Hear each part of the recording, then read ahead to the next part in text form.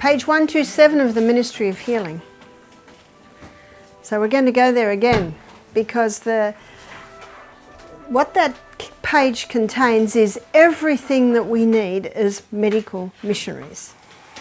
So the only hope of better things is the education of people in the right principles. Let the physicians teach the people that restorative power lies not in drugs, but in nature. Disease is an effort of nature to free the system from conditions that arise because of a violation of the laws of health. In case of sickness, we're told three things. In case of sickness, the cause must be ascertained, wrong habits corrected,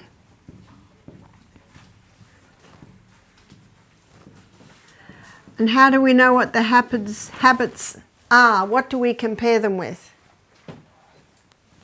Those 8 laws, yeah? Wrong habits corrected. There's one more thing. Unhealthful conditions changed. Chop the trees down to let the sunlight into the house.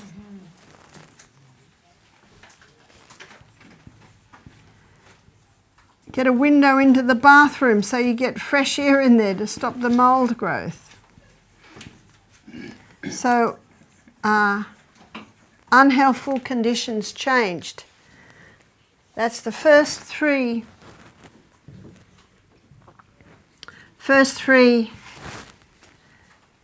And remember what we're looking at, history. So history and symptoms give you some indications there. And the last thing, she says, then nature is to be assisted. Nature is to be assisted in her efforts to expel impurities and re-establish right conditions back in the body. That's not quite right, is it? Assisted. There's another S in there. Assisted. The hook on symptoms.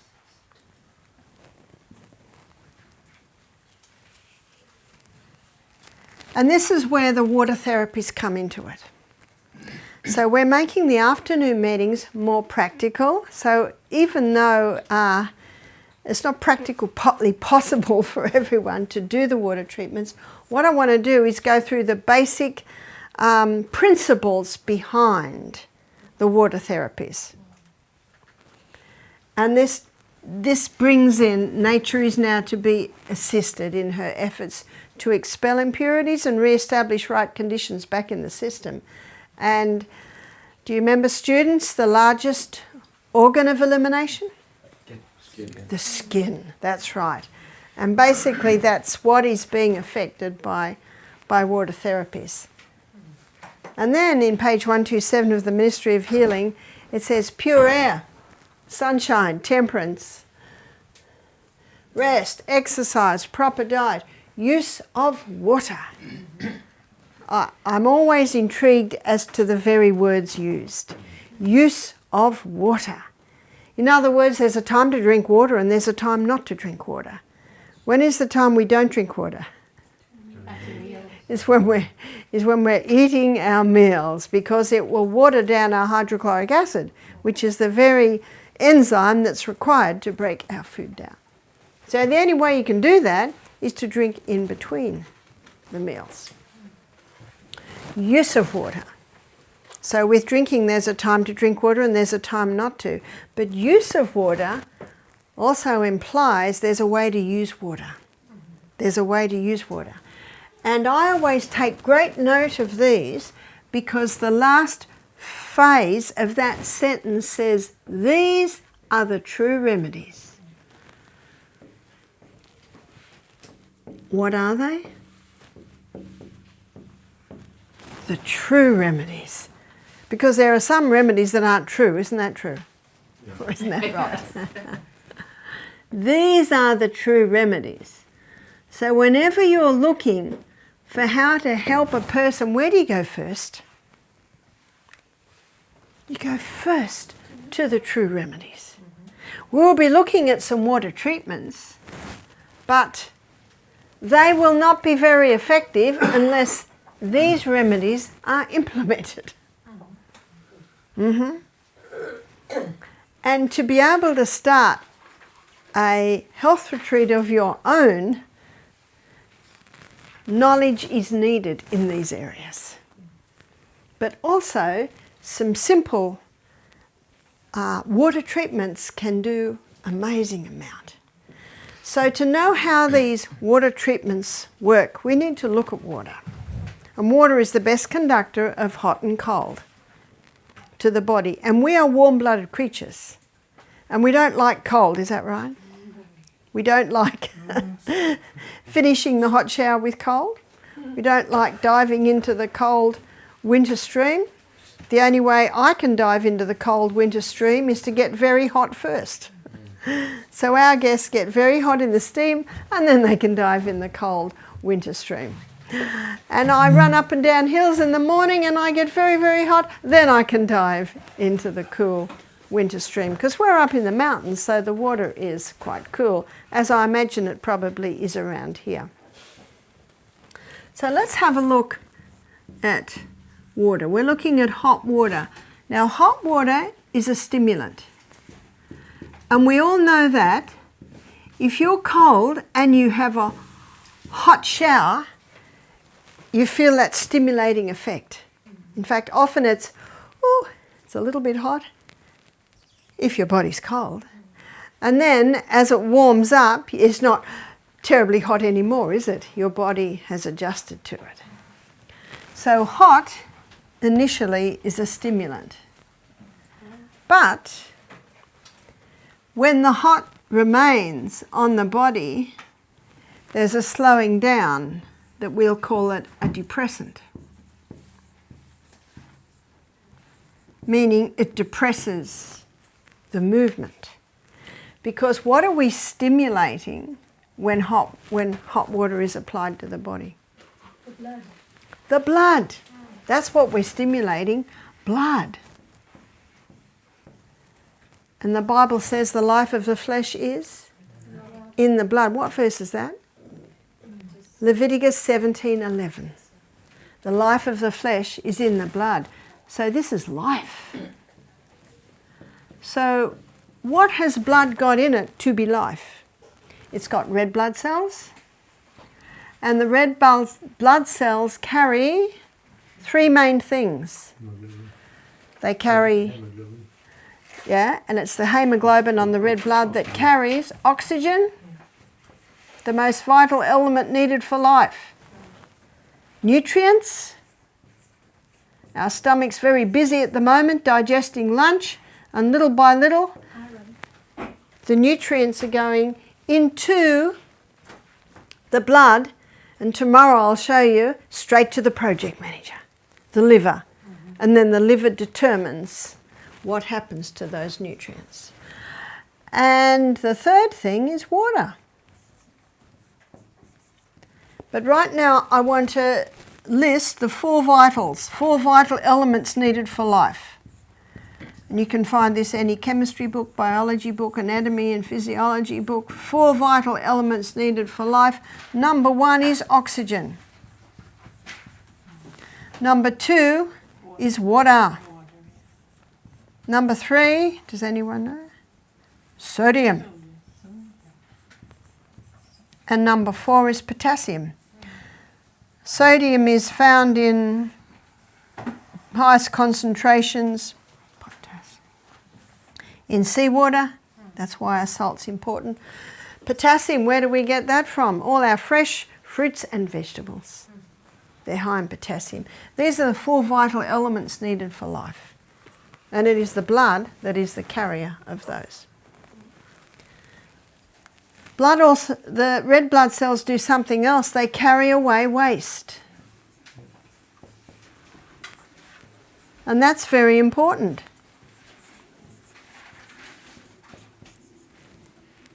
The red blood cells are the oxygen carriers, the nutrient carriers, the water carriers, and that carries away waste. That's an important part But the blood also contains white blood cells. What are the white blood cells? They're your internal army.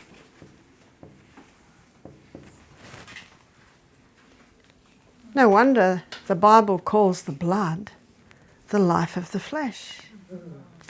And no matter what the problem in your body, all it needs is blood. So if you want to wonder cure, you know what it is? Blood. It's the blood. And water is the best mover of blood. So I want to show you how water affects the blood.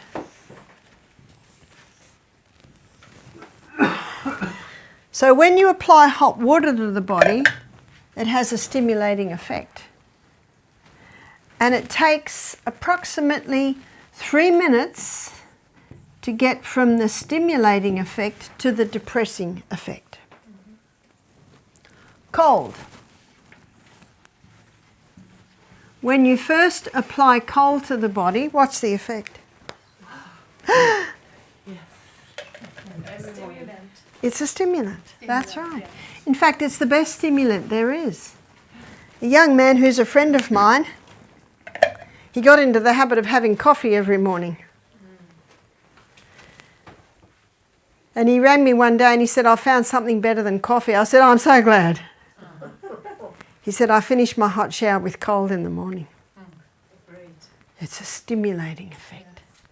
That's why we go, when it touches us. So the hot is a stimulant. And the cold is stimulant. But it's not long once the cold, or once the person is in the cold water before what happens? Depression. This is why so many people died when the Titanic went down. There were many people in that water and their body just stopped. It just stopped. And they usually just laid their hand down and appeared to go to sleep, but they actually drifted into death. And you might have heard stories of mother and the little children caught out in the snow, and the little children just want to lay down and sleep. And we can't, we must keep moving because they would die. Because that's what the effect of cold. And so when we first apply cold to the body, the stimulation that we experience is a reaction.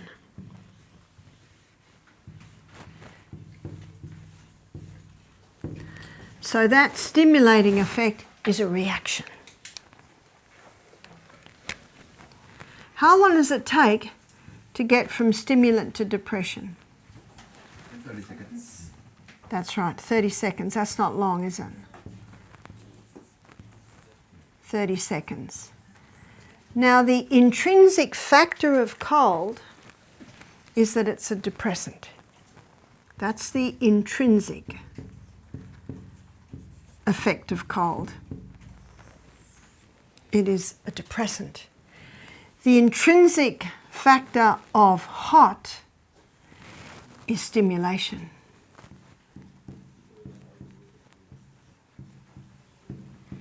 Whereas the reaction of hot is to slow down.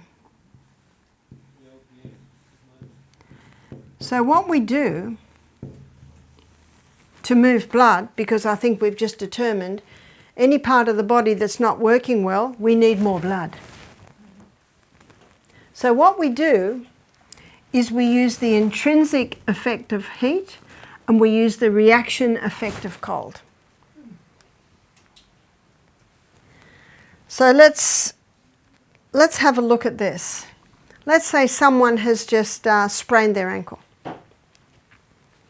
and the foot is swelling and they're in a lot of pain. We'll do 3 minutes hot, 30 seconds cold, and we do that 3 times. Now, if the response is this, because you're looking for your response, if the response is the swelling's not going down after 1 dip of hot and 1 dip of cold, go to 1 minute hot and 1 minute cold, because we actually want a very much slowing down of the inflammatory response in there, in the foot. Can you see how you're also looking at response there? So, but this is the rule of thumb, is 3 minutes hot. And where would we use 3 minutes hot? So you see, whenever you've got an inflammatory condition, you want to use a little less hot and a little more cold. 30 seconds, ice. And usually it is done 3 times. Because the body's getting exhausted. Because a huge amount of blood is being drawn into that area. So it takes a lot of energy from the body. Now sometimes if the person, you do it 3 times and they go, can we do more? If they're vibrant and fairly fit, they can probably take a little bit more. If it's a little child or an elderly person, you might just say, we'll do it again in an hour. We'll do it again in 2 hours. So it's very important that you watch responses. So let me tell you of a little 7-year-old boy. His mother came to see me, this is a few years ago in New Zealand. And when he came in, I could see his finger was twice the size. It was all red, and the swelling on top, it was all yellow.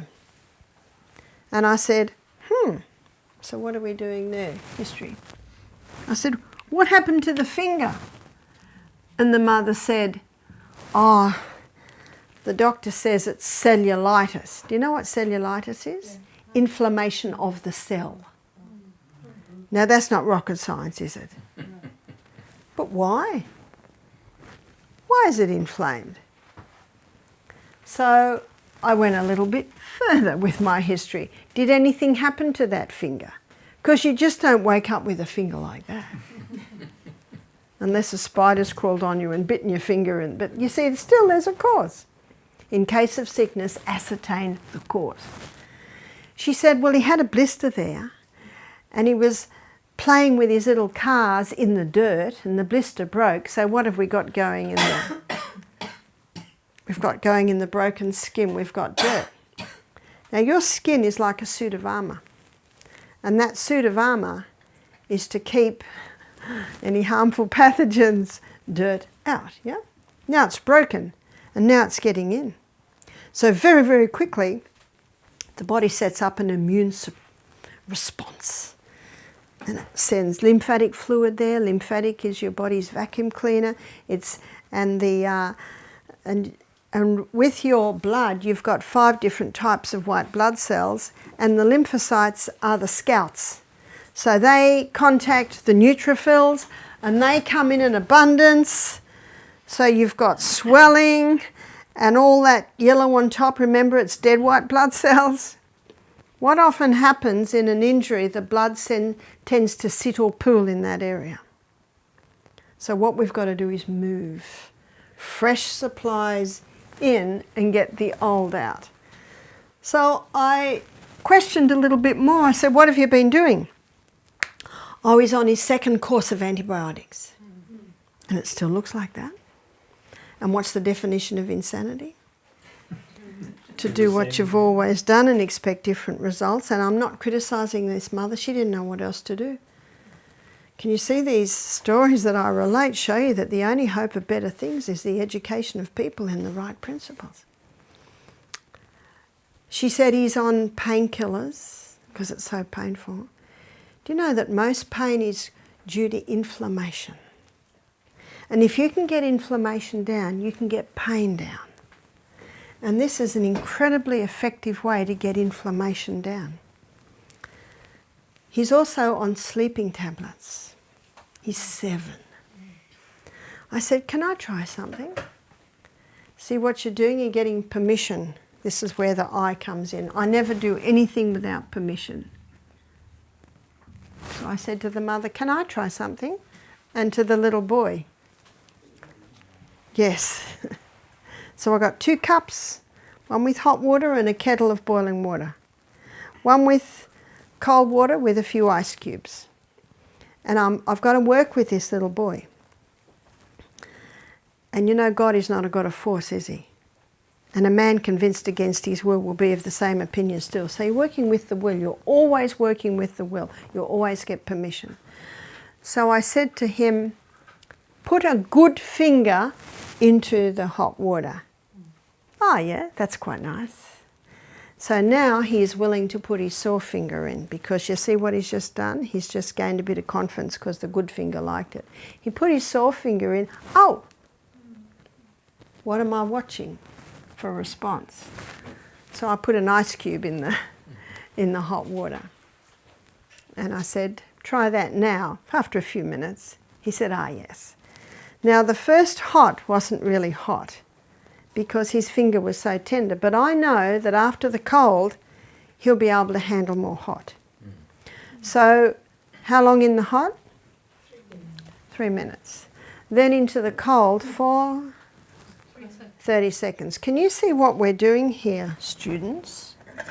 We are using the two stimulating effects, the intrinsic of hot and the reaction of cold, to move blood. Because that's what we're moving, blood. That's what it's stimulating, blood movement.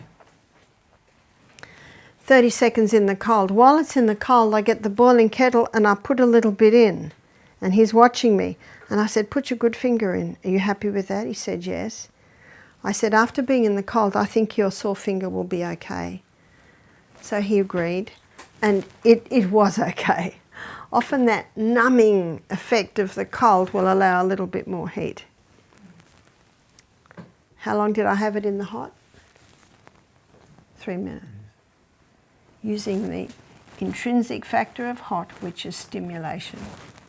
And then back into the cold. The little boy started to smile. What does this response tell you? He's getting relief.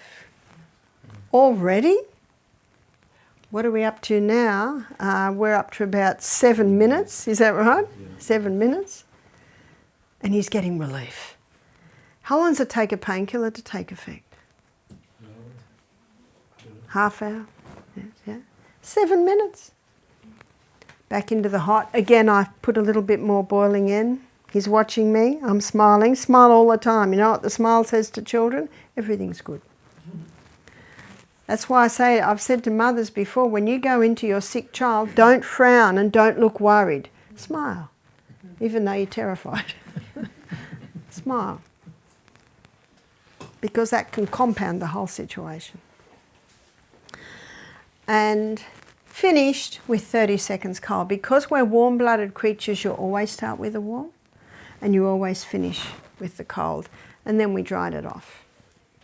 And that little boy had the biggest smile on his face. Now his body language told me, I think his pain level had reduced by more than 50%.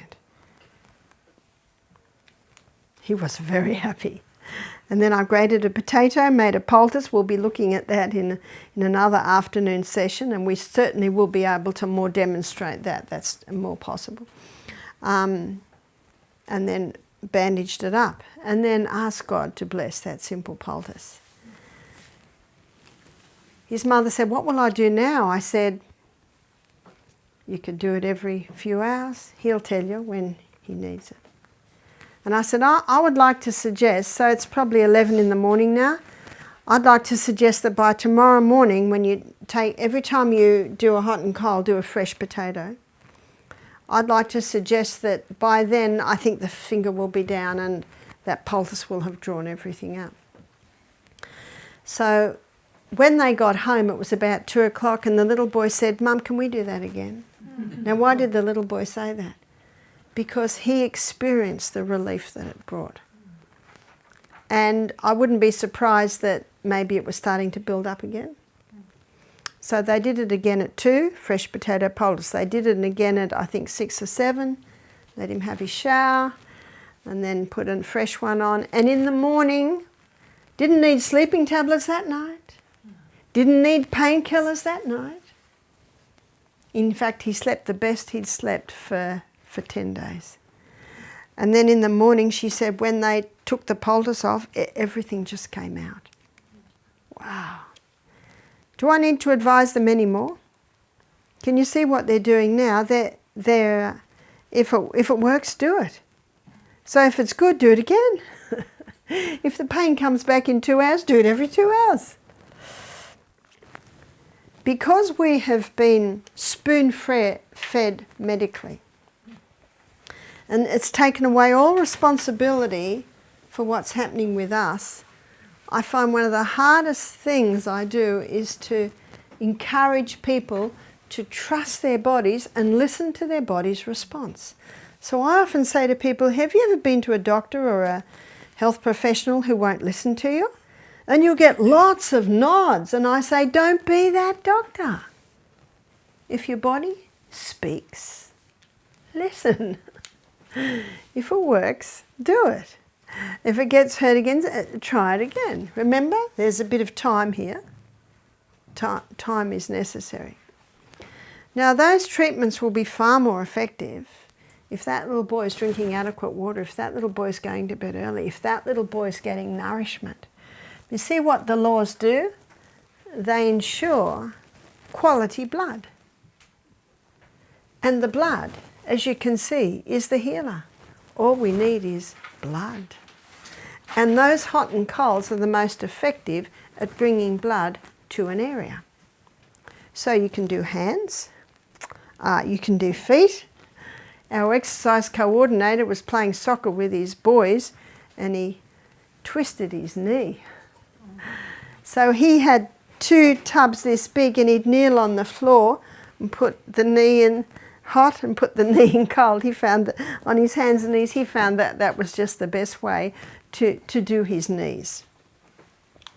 And I was, I got a new pair of joggers. They were my barefoot joggers, and running up hills, I think I used different muscles and I strained the bottom of my foot. So to the point that I got plantar fasciitis. Have you heard of plantar fasciitis?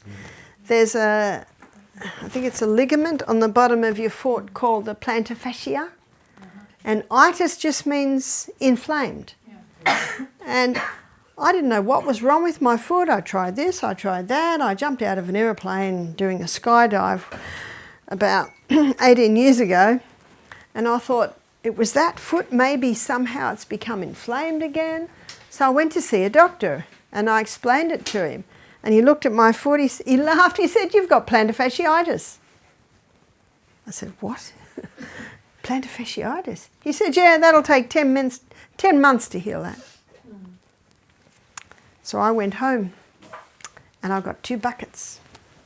And I did 3 minutes hot and 30 seconds ice cold, 3 times. And I did it every morning and I did it every night.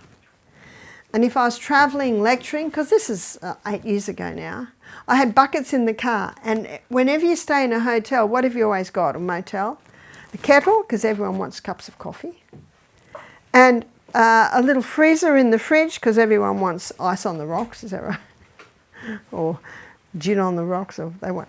So the first thing I do is check, yes, I've got ice, and I could do hot and colds. Now, how long does that take? At the very most, 15 minutes. That's not long, is it? So I did hot and colds.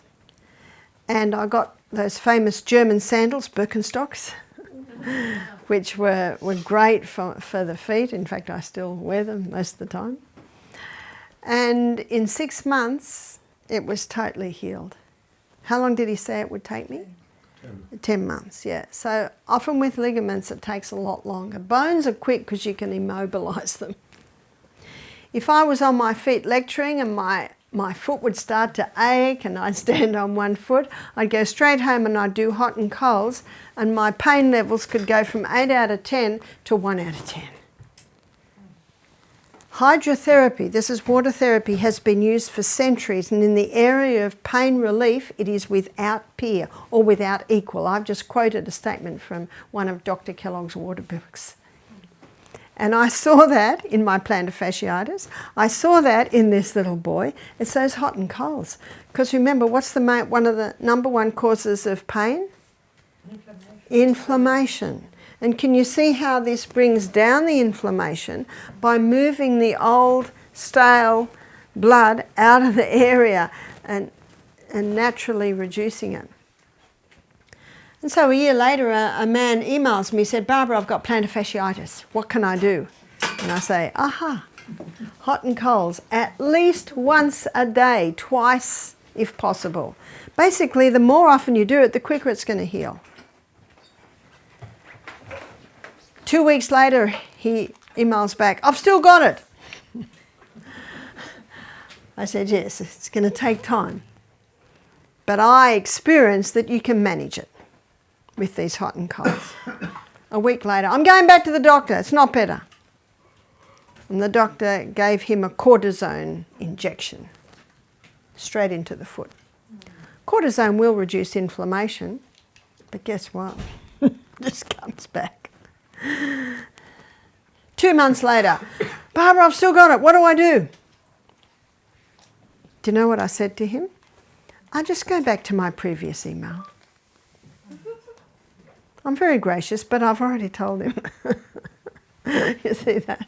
I have told him, there it is, there it is, there it is. We had a lady do our program and she was limping. She was a little overweight, and whenever people are carrying excess weight, that always puts extra pressure on knees, ankles. I said, what's the matter with your foot? She said, I've got plantar fasciitis. I said, oh, how long have you had it? 18 months. 18 months. Whew. So we did hot and colds in the morning, hot and colds in the afternoon. And what we do with our guests, we'll do the first one on them, and then after that we'll let them do it. Because remember what our institutions are? Teaching.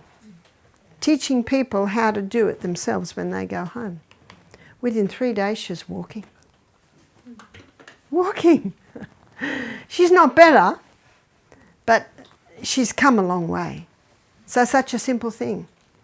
Whenever there's inflammation, the hot and colds have a huge effect. What about on the chest? Well, on the chest you would use fermentations. And there's a couple of things you can do for fermentations. I first read about this with Dr. Kellogg's work. And he says get a big saucepan of boiling water, and he said you must use wool. When you're doing hydrotherapy treatments, it must and you're putting wool on it, it must be wool. Always wool. Wool is a far better conductor and it doesn't chill and it holds the heat much longer. So I got a woolen blanket and cut it into 4, and I would fold it in half, fold it in half, fold it in half again so it's long. And this is what he says to do, because this is how I first started. I just had his book. You twist it, and then you dip it in the water, and then you twist.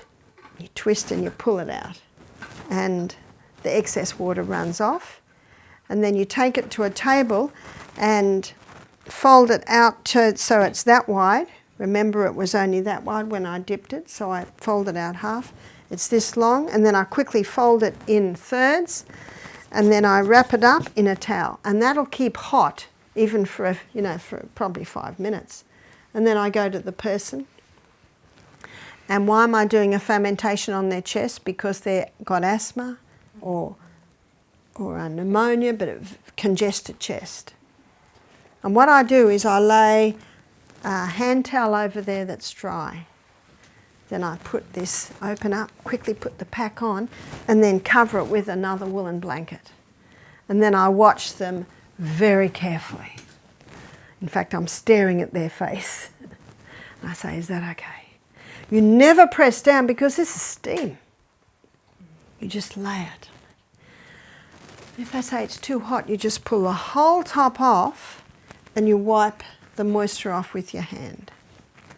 And then lay it down again and watch them very closely. Watching the response is of the essence. It's too hot again, fine. You never say, no, it's not. You never say, you should be, no. You must listen and just respond. And I found some people can handle it very hot, some people cannot. You just got to go with them. Then you quickly pull it up and wipe the moisture off the skin with your hand and lay the whole thing down. And usually by then they can handle it. And then you time how long? 3 minutes. And then take it off and you have a bowl with iced water. You have a couple of washes. Because you wipe it over, it'll only take a few seconds. By then the washer's hot. So you've got another one there. You use the other one, then the other one there. And so that you're icing it for about 30 seconds. And they might give a little scream, but you smile very sweetly and say you're getting a great reaction there. And then you dry the whole area off and cover. And then you might have already got a hot compress ready, or do it again. Dip it, wring it out. Now, what a lot of people do now is they'll get wool or a towel, they'll wet it, wring it out, they'll put it in a microwave, and you can get it very hot in a microwave. There is a use for your microwave, I can't think of anything else. So that's a quick way that a lot of people choose to do now. And then I do that 3 times. And what I find when the second hot compress goes on, you can't use the same towel or blanket. You've got to use a dry one so that you can get it up to that heat. Because the one you've just used is now cold and you will not be able to get it up to that heat. Because what I find is the third hot, they can usually handle it hotter because they've got used to the hot and then the cold helps them to cope with that. And that brings incredible relief, even though it's a bit of work, incredible relief to anyone with a congested chest, asthma. Just opens those bronchioles because what you're getting in there now is steam. Remember page 127 of the Ministry of Healing, nature, where it says, the use of natural remedies requires an amount of care and effort that many are not prepared to give. But oh, the results, and so quickly. You can also do that on the spine.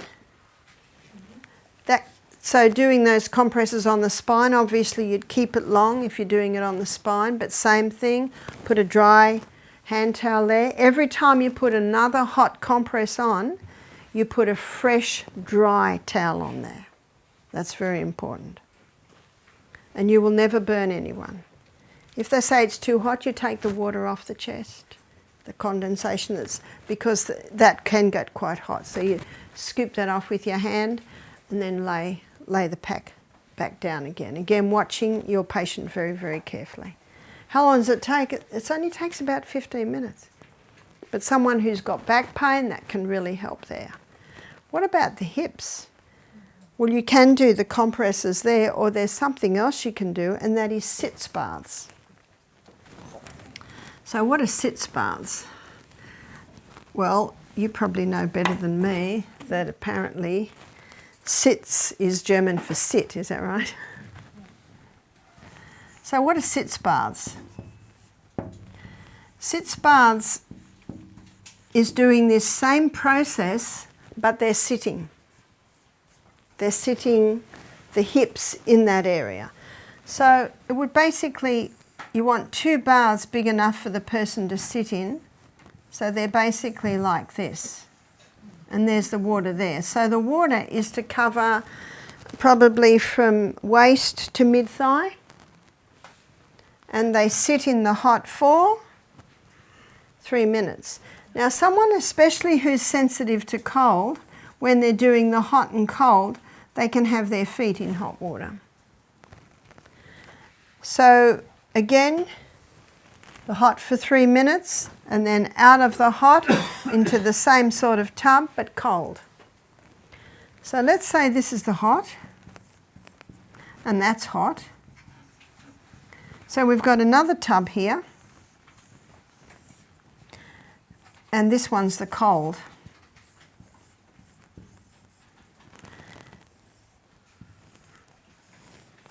And the little tub they put their feet in, it's hot. So the feet you always have in the hot. And that can be very helpful for someone who is maybe a little underweight who really feel the cold. And when you finish the 3 minutes hot, the 30 seconds cold, when the person stands up to dry themselves, then they put their feet into the cold and finish. You always finish with cold. And you might like to write this down because this is important. Cold equalises the circulation. Because we've really disrupted circulation with this movement. It equalises the circulation and it prevents chilling, closes the pores. So finishing with cold is very important. So where would we use the Sitz baths? You could use the Sitz baths for constipation. You could use the Sitz baths for irritable bowel, for Crohn's disease, colitis. You could use the Sitz baths for hemorrhoids. Now, if the person's hemorrhoids are such that it's hard to sit, have you seen those rubber pillows that have like a ring, blow up? So a blow up pillow like that can be sat on there. That would, especially for be so for someone who's a little underweight and doesn't have much padding on them. So the way you'd use the Sitz baths would be for the colon, including all the things that I just mentioned.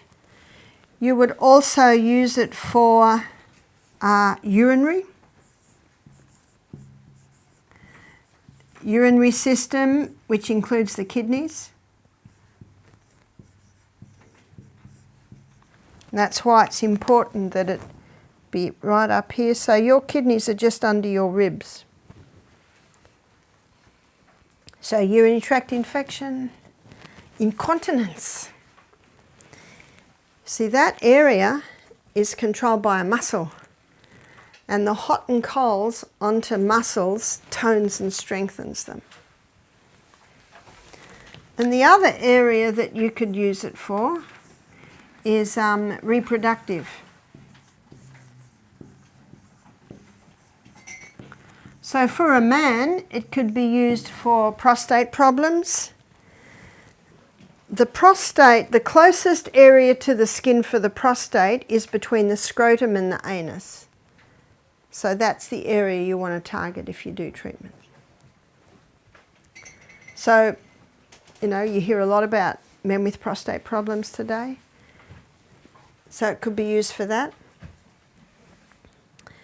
It can also be used, of course, for women. So for women, it could be used for fibroids in the uterus. It can be used for cysts on the ovaries, polycystic ovarian syndrome. So there's a lot happening in that area there. So the Sitz baths can be very effective for any of these areas. Now, let's say we've got someone who's just a little overweight and can't get down to sit in the Sitz baths, and you're advising what they can do at home. What they can do at home is they can do it in a bath. So here's the bath and here's the water. So they sit in the bath, and the only part they allow into the bath is their feet and their hips. And after 3 minutes they can sit up, and maybe they'll have a bowl of cold ice water with a towel, and they can wrap that around and wrap it maybe between their legs depending on exactly where the problem is. And that will warm up quickly. So you've got another one there, and quickly swap it over so that you try and get about 30 seconds of cold to that area. So that is another way that it can be done if sitting in the Sitz baths is not possible. Necessity is the mother of invention. So you find a way to be able to do it. But they are very powerful. And I'm going to give you a story to illustrate. We had a young man come and do our program. He was 15, and he was having accidents in the classroom with his bowels. You can imagine how embarrassing that is for a 15-year-old.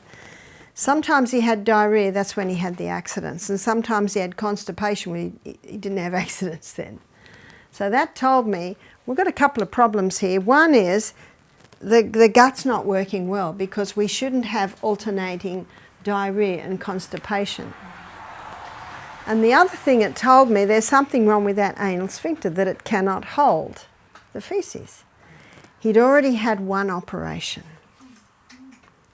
You don't want anyone cutting or doing anything to that area. And they didn't want to do another one, as you can imagine. So what we did was we did Sitz baths on him every morning and every afternoon. And we assessed the gastrointestinal tract. So he had no diarrhea when he was with us. Things were running well. But he did the Sitz baths twice a day. Now, I've got to be realistic, and that's why it's very important as medical missionaries, we are also social workers. There's no use making a program for someone if they just can't do it or not going to do it. That's why it's very important to always be watching the person's response. So how is this 15-year-old boy who goes to school going to do that in the morning? So what I said to him was, keep to the diet, and that'll prevent you getting diarrhea so that you're less likely to have an accident, and do the Sitz baths every evening. So my suggestion is, let's say you have your shower at 8:30, do the Sitz baths at 8:15. So do the Sitz baths and go straight into your shower and go to bed. So can you see I'm making a reachable program for him? By the end of the week, this young man was so excited. Can you imagine how embarrassing it is for a 15-year-old? Yeah. Can you imagine his future? Is he going to be able to have a girlfriend? Will he ever be able to get married? But will he ever be able to... Wow. And often the medical profession at that point come in with the antidepressants. Phew. What will that do? Oh, that'll constipate him even more, but then... Well, that'll stop him having accidents, but then when he gets constipated, it'll bring even more pressure in the area. Can you see the vicious cycle that starts to happen? So he was able to buy 2 tubs, and my suggestion is that he do this for 30 days, non-stop. Because when you do these Sitz baths, say you do one Sitz bath, you have an effect. Did you know that the next Sitz bath, the effect is doubled? So, I don't know, you do the maths on that. How powerful is number 30? Because the next one intensifies the action of the previous one. And that's why we say 30 days. And then you can have a break for a month. If you want to do it again, do it for another 30 days. I didn't hear back from this young man. Sometimes no news is good news, is that right? Mm-hmm. But we had a lady come 3 years later. So the boy's 19 now. She said, have you heard? I said, no, we haven't. She said, he's totally healed. Amen. Totally healed. She said, he's just gone on an overseas trip with his parents. He's got a girlfriend. They're thinking of getting married in a few years. How nice. What fixed him? The body. The body when given the right conditions. Where's the if? The human body will heal itself if given the right conditions. All he did was sit in hot and cold water. It's a very powerful treatment, incredibly powerful.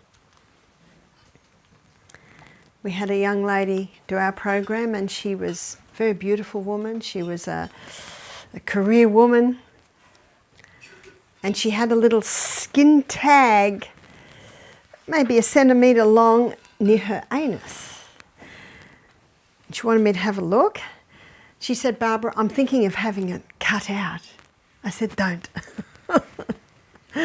I said, does it cause you any problems? She said, well, no, I just don't want it there.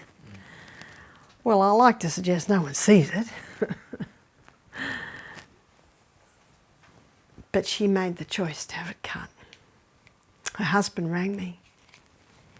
He said she can't work, she can't do anything, she's in so much pain. Can you imagine a cut and stitch in that area? That's what they used to do for forms of torture. I said, bring her to the retreat. So they brought her to the retreat. She was a mess. She just cried half the day. She was in so much pain. She didn't want to take painkillers because if she took painkillers, that would constipate her more. So we did Sitz bars. And she was able to sit quite comfortably. If she couldn't sit comfortably, we'd put the ring there. Even just, you know, those blow-up neck pillows, you could even half blow that up and put it down and they could sit on that. And we just saw every day she got better and better. And we put a little poultice on that at night. You need something very soft and very soothing for the area. I think we used slippery elm, which is very soothing. When her husband came to pick her up, she was standing there smiling and she walked out.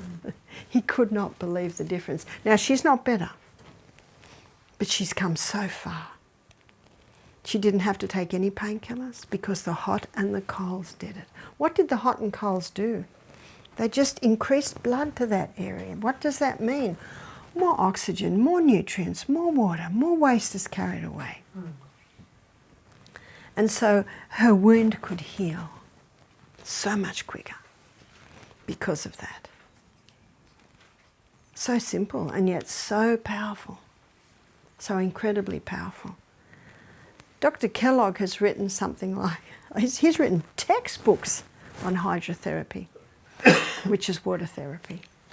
But what I want to do this afternoon, I want to show you how it works. I want to show you why it affects the body in such a dramatic way. And I wanted to give you some simple treatments that you'll be able to use in your health facility.